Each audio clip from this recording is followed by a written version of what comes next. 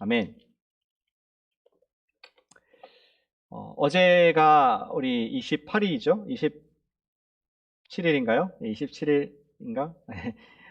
우리 선교를 떠났어야 할 날입니다. 코너스톤 여름 단계 선교를 떠났어야 될 날인데, 저는 지금 선교지에 있어야 하고, 또 지금 과테말라에서 예배를 드리고 있어야 합니다. 그런데 올해는 이렇게 락다운이 돼서 전혀 움직이지 못하는 것에 슬픔이 있습니다. 이러한 상황을 보니까 그동안에 우리 단기 선교를 갔다는 것이 얼마나 감사하고 하나님의 은혜인가를 생각해 보게 됩니다. 저는 제 인생 가운데 가장 큰 복 중에 한 가지가 이 단기 선교 여행이라고 생각합니다. 참 기쁨이 있고 흥미진진함이 있습니다. 언제 중미에 가보겠습니까? 언제 아시아에 가보고 중앙아시아에 가보며 또 우리 유럽도 가볼 수가 있겠습니까? 여행을 하는 그 excitement, 실제로 우리의 지평이 넓어지는 여행의 기쁨이 있습니다. 뿐만 아니라 그냥 여행이 아니라 선교여행입니다. 복음을 증거하는 시간입니다. 예수님의 이 생명의 복음, 사랑을 전파할 수 있는, 아직도 한번 들어보지 못한 분들에게 전파할 수 있다는 그 감격과 기쁨은 말할 수가 없는 것이죠. 그래서 여행의 감격과 이 복음 전도의 능력이 결합된 것이 단기 선교여행, 그것과 견줄 수 있는 것이 얼마나 있을까, 이 세상에. 그런 생각을 해보게 됩니다. 단기 선교여행은 매우 도전적인 겁니다. 챌린징합니다. 우리는 인생을 살려고 할 때 안전하게 살려는 마음이 있어요. 그것은 지혜롭다고 생각합니다. 그런데 안전하게 사는 것과 도전적으로 사는 것이 꼭 대치될 필요는 없습니다. 예를 들어볼까요? 수영을 예로 들어보겠습니다. 우리가 깊은 바다에, 아무도 없는 깊은 바다에 혼자 풍덩하고 저 시커먼 바닷물에 들어간다면은 그것은 무모할 뿐만 아니라 위험할 수 있습니다. 그러나 이런 세팅은 어떨까요? 지금 수영장, 한여름에 더울 때 라이프가드가 있고 수영을 잘하는 데 가족들이 옆에 있습니다. 그리고 너무 더우니까 발을 수영장에만 담그고 있다면은 어쩌면은 옆에 답답하게 느낄 수 있습니다. 아니, 모든 것이 안전한데 들어가지. 그래서 좀 등 떠밀어서 누를지도 모르겠습니다. 우리는 인생을 살 때에 우리가 안전함과 그리고 도전함으로 이 두 가지를 절묘하게 균형 맞추면서 살아야 될 필요가 있습니다. 우리가 지나치게 두려움과 과도한 안전함의 축으로 지극히 소극적인 삶을 사는 사람 본다면은 마음에 안타까움과 답답함이 있을 수가 있겠죠. 하지만 그러한 것이 아니라 안전한 그물망이 쳐 있는 범위 내에서 자신이 할 수 있고 누릴 수 있는 인생의 모든 가능성들을 사는 사람, 그리고 정말 자기 열정을 다해서 올인하는 사람을 볼 때 우린 참 멋있는 사람이다. 저 사람은 정말 인생을 풍성하게 산다. 그러한 이야기를 할 수가 있을 것입니다. 실로 하나님께서는 우리 인생을 창조하시고 우리에게 풍성함을 주셨습니다. 하나님께서 창조하시고 복을 주셨죠. 복을 주신 말씀이 나가서 번성하고 정복하라. 우리에게 넓어지라고 말씀하셨습니다. 또 예수님을 믿은 우리들은 예수님의 제자의 사명을 받고 나서 뭐라고 했습니까?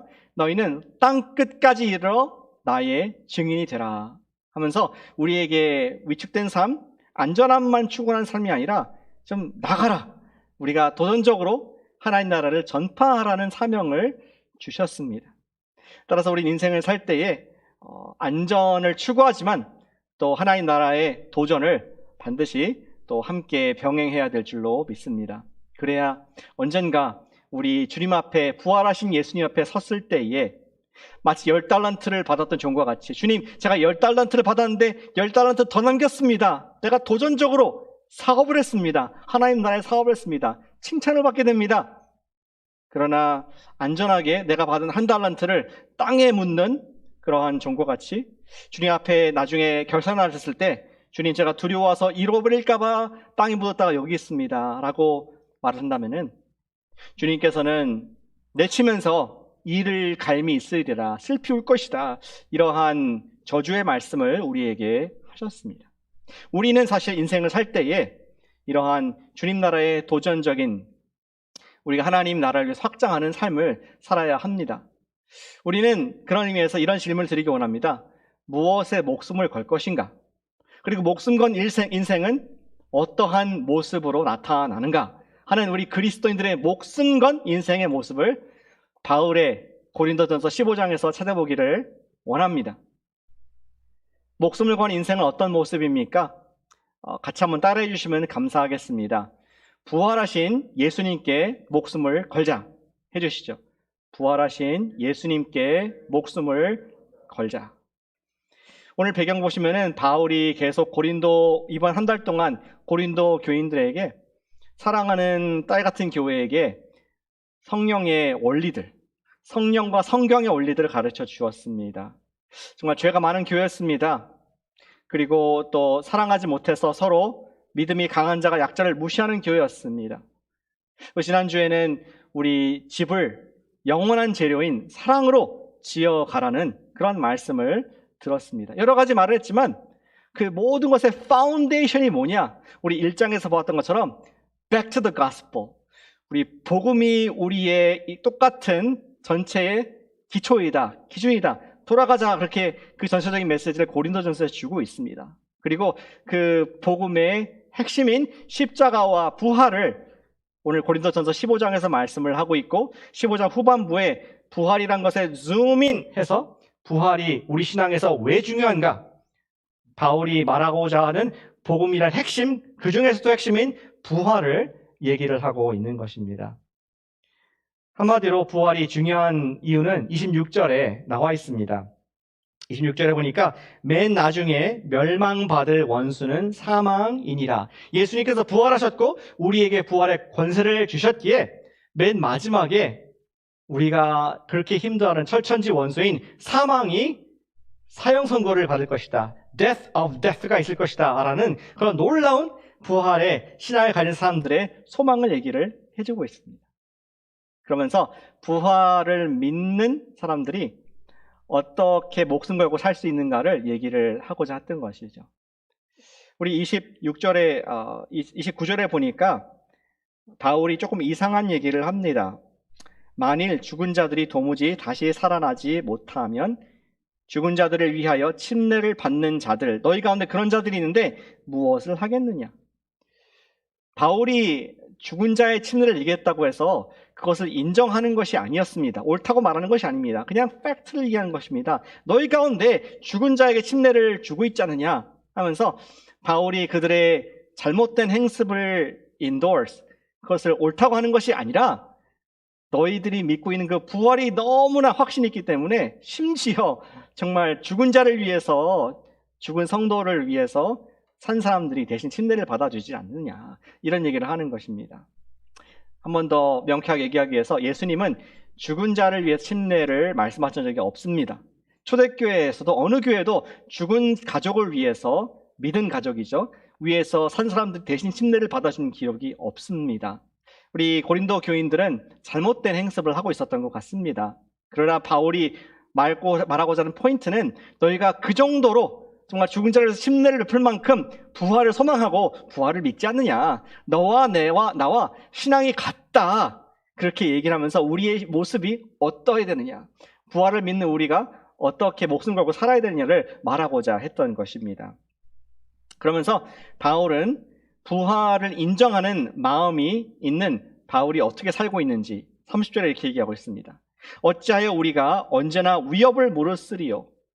부활이 없다면은 우리가 언제나 어떻게 Why are we in danger every hour? 스스로를 위험한 곳에 둘 수 있는 이유가 무엇이겠느냐?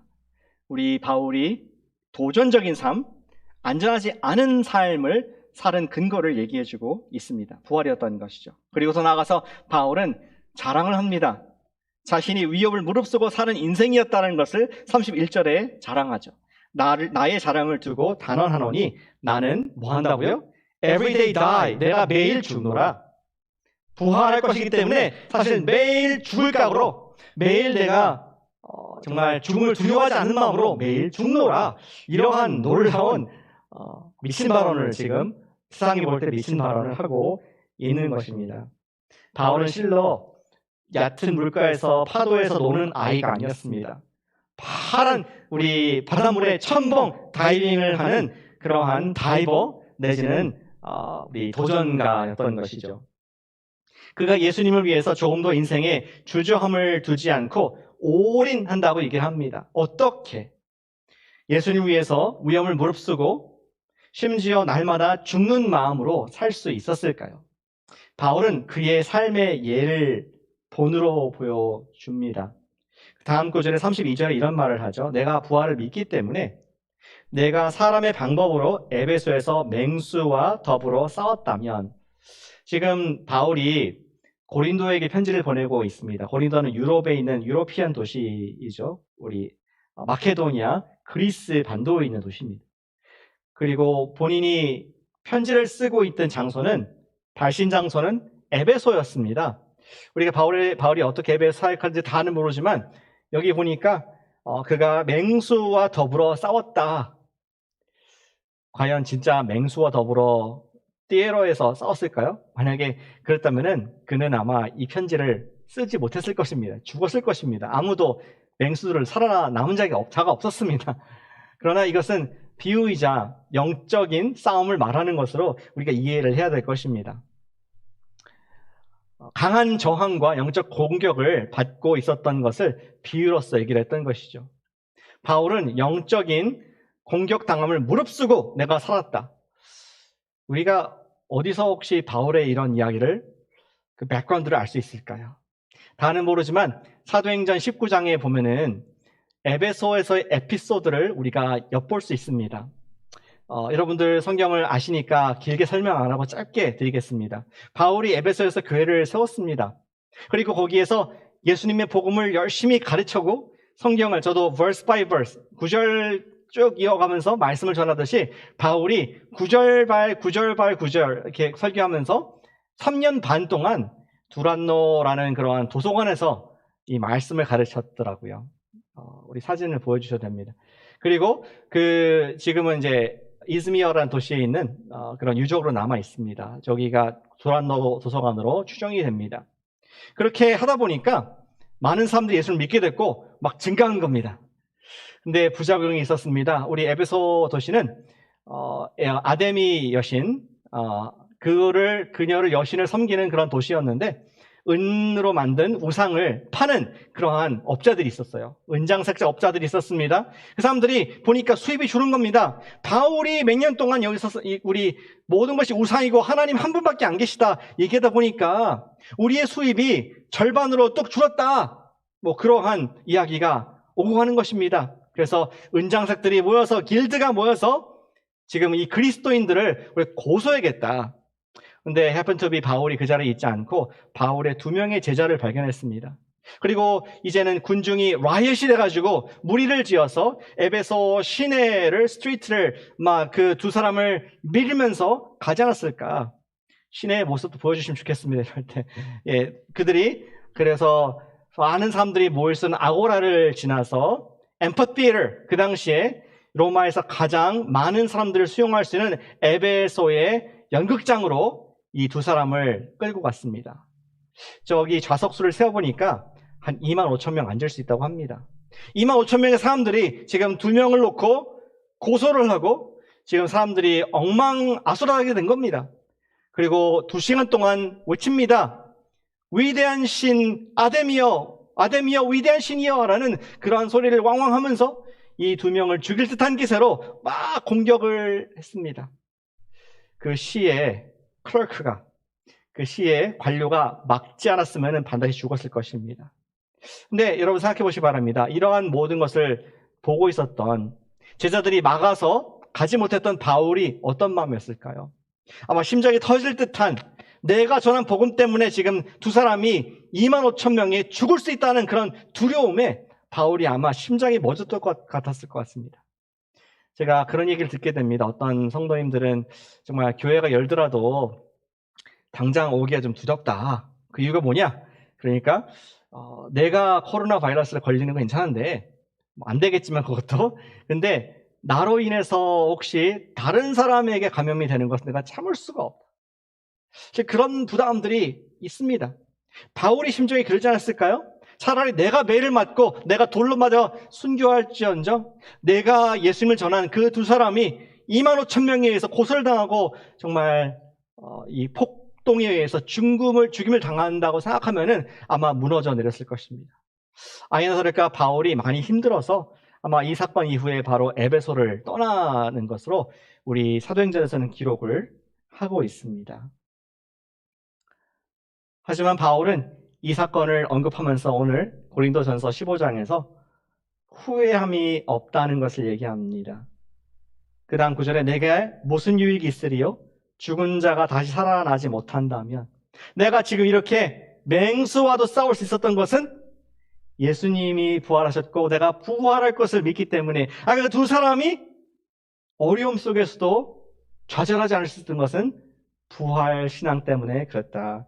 이것을 분명하게 얘기를 해주고 있습니다.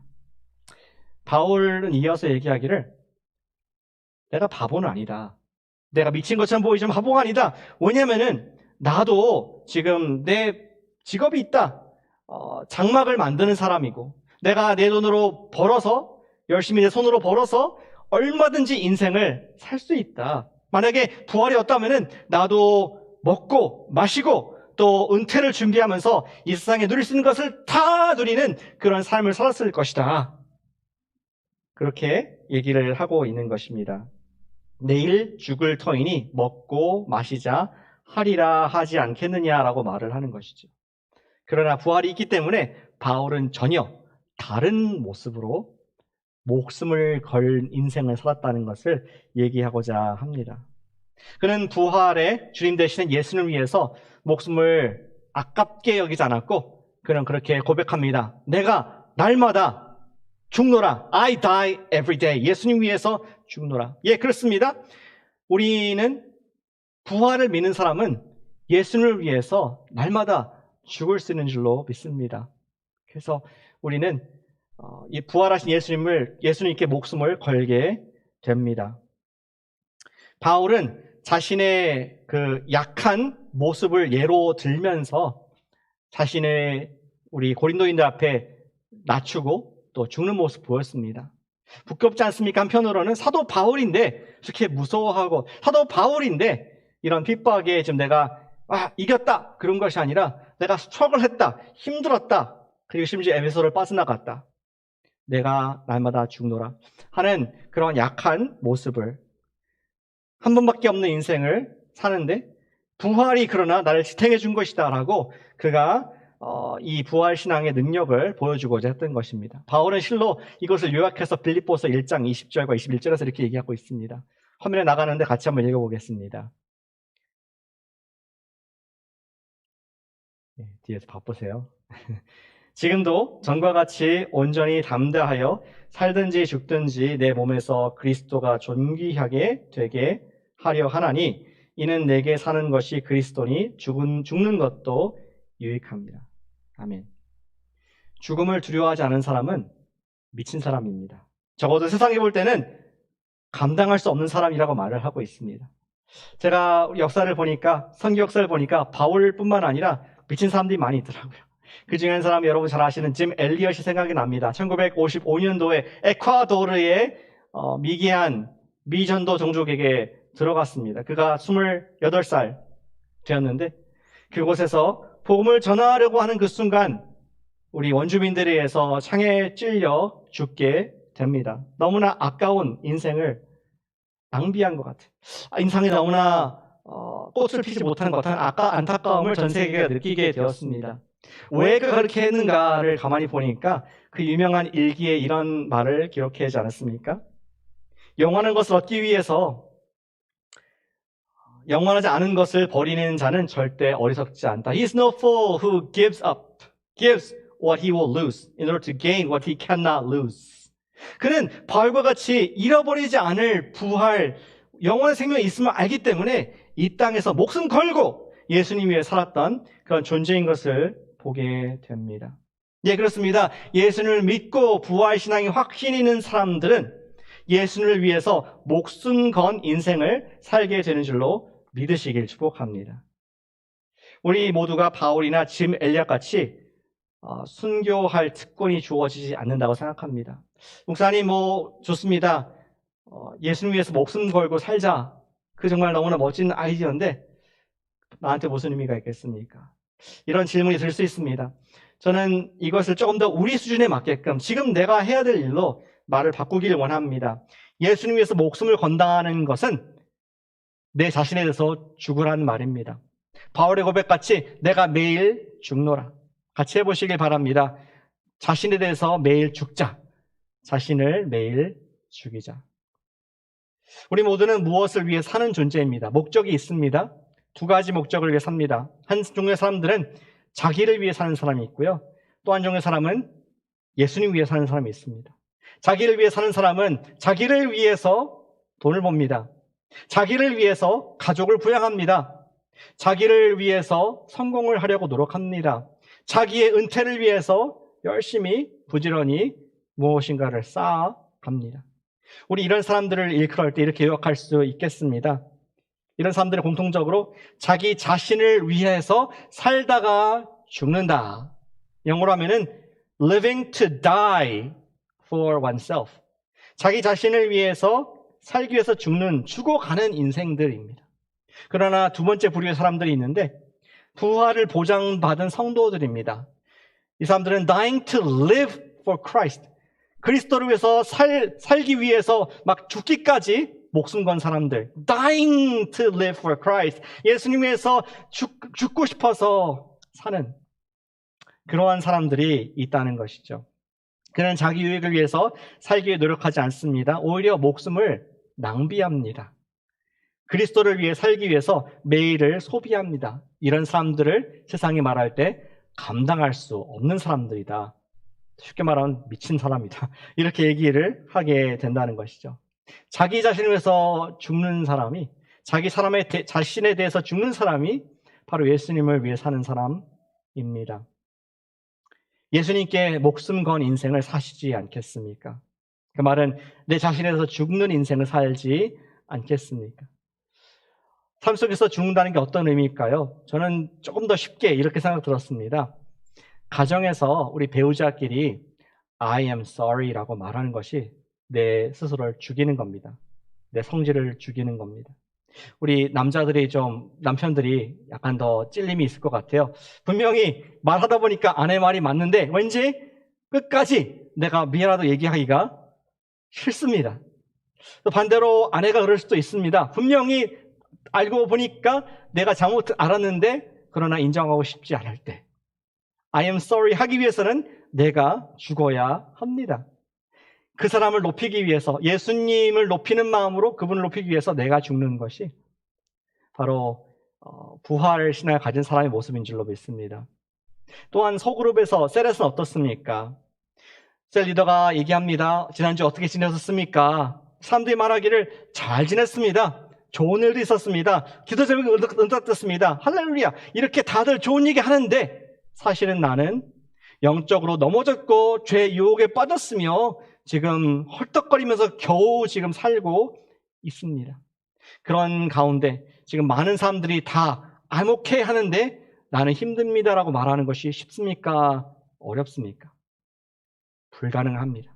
근데 그때 누군가가 정직하게 우리 모두 다 죄를 짓습니다. 사실은 내가 이런 좋은 일도 있었지만 영적으로 걱정이 되었고 근심이 되었고 내가 주인된 모습에 또다시 힘들었습니다라고 자기를 죽고 정직하게 회개할 수 있는 사람이 있다면 그 사람 때문에 또 다른 스트러글을 하는 많은 사람들이 자기 얘기를 고백하며 그 사람이 자기를 낮추고 자신을 죽이기 때문에 서로 죄가 고백되고 서로 회복이 되는, 서로 용서가 되는 하나님의 생명을 살리는 능력이 있게 된 줄로 믿습니다. 누가 그렇게 할 수 있다고요?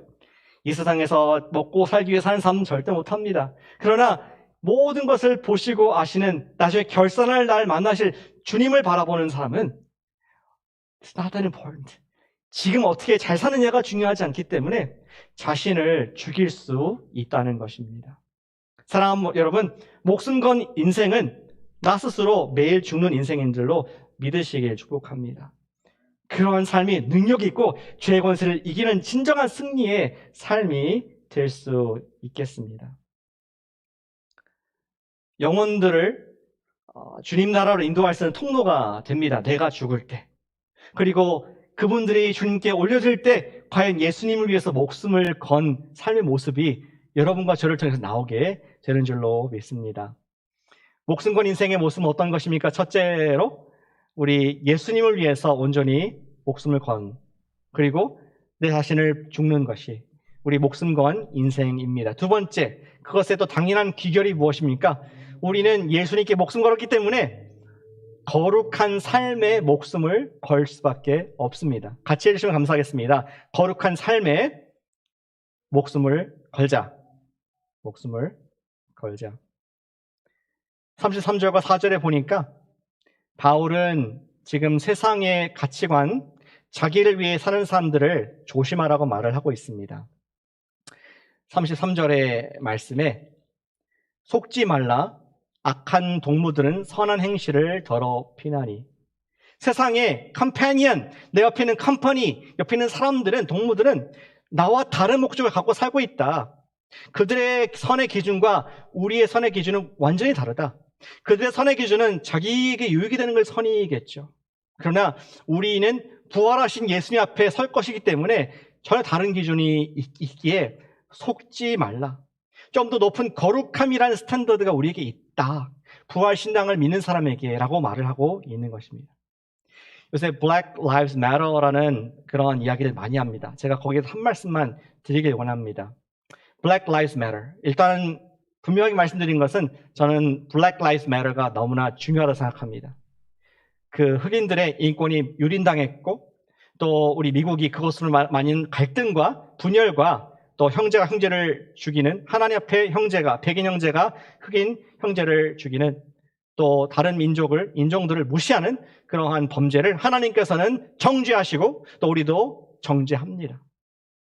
그런데 잘 생각해 보시기 바랍니다. 정말 Black Lives Matter, Black Lives Matter를 외치면은 인종 간의 화합이 됩니까?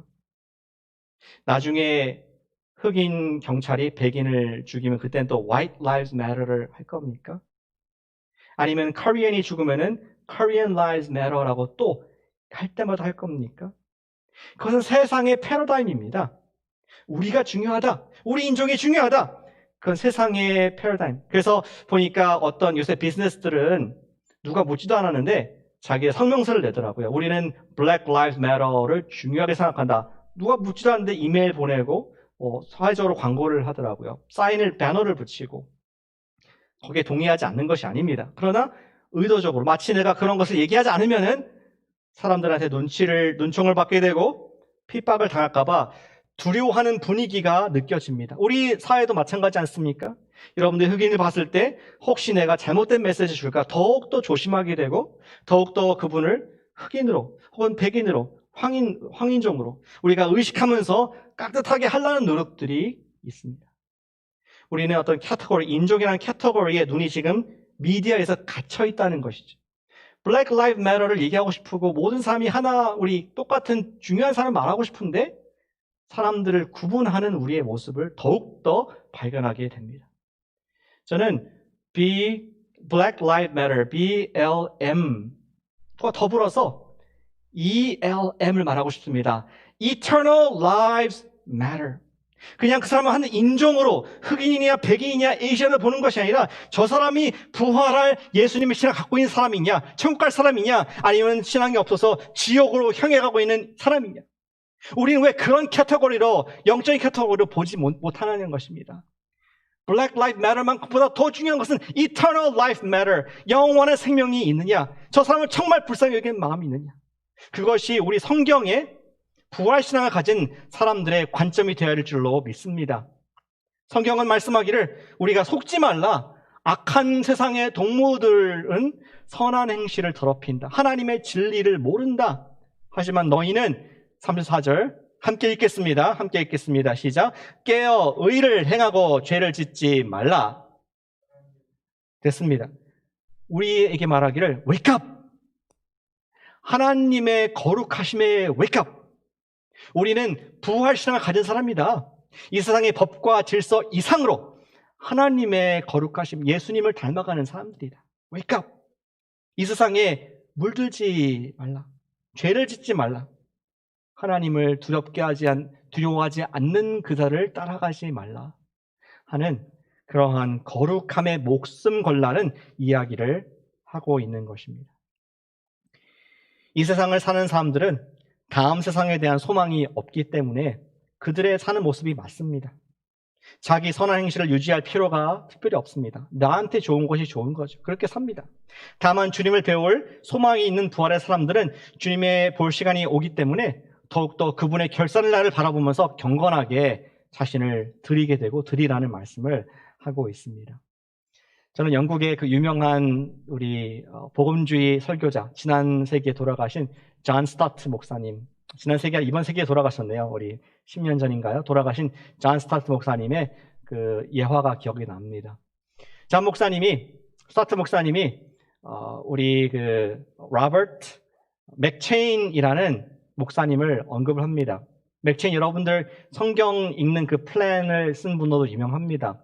로버트 맥체인이 40년 10월 2일 날에 그가 사랑하는 동료 목사님의 선교사로 파송하는 그런 예배를 인도했다고 합니다.